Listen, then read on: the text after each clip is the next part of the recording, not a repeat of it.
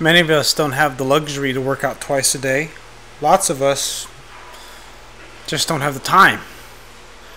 Sometimes you just have to fit in what you can, and sort of what I think about when I train is realizing that I got other stuff to do. I would love to train twice a day. I can probably make time for it, but the truth about it is I'm not a pro athlete. I'm not someone that gets paid to work out, so I need to fit in what I can. So one of the things that I came to mind after I did my deadlift workout was doing some shoulder presses and some bent over rowing, some rows later on, because I was so exhausted. But after I put away all my shit and finally got my composure, because 5x5 with 405 was pretty freaking exhausting, and sometimes you just gotta work on your work capacity. This is kind of like one of the biggest reasons why I love powerlifting so much, because the specialization of having that one perfect repetition is really fun. It's really challenging, but a big part of being able to get that perfect rep or find that perfect rep or get better at your technique is you got to have better work capacity. And work capacity is simply just reps and sets,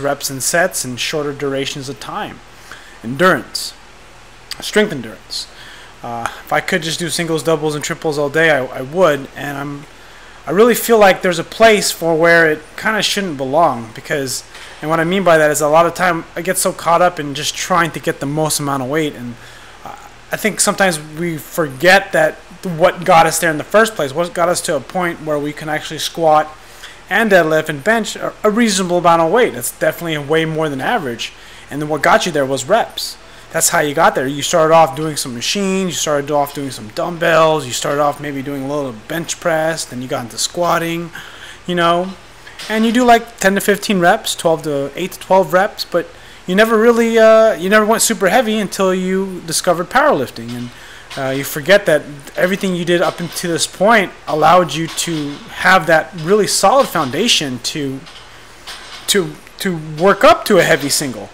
A lot of the time when I train new clients, I always, one of the things that's sort of interesting, I have a client I was training, and he was can't bench more than like 155 pounds as a max, and you just realize how much lack of muscle control people have.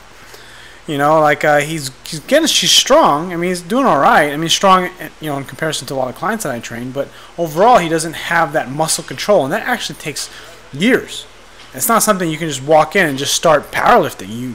It's like, oh, that would be fun. You had to kind of be into lifting from the very beginning before you got into like a 1 rep max. Anyways, that's what my thoughts. Wanted to share them with you with this kind of workout log. Thanks for watching.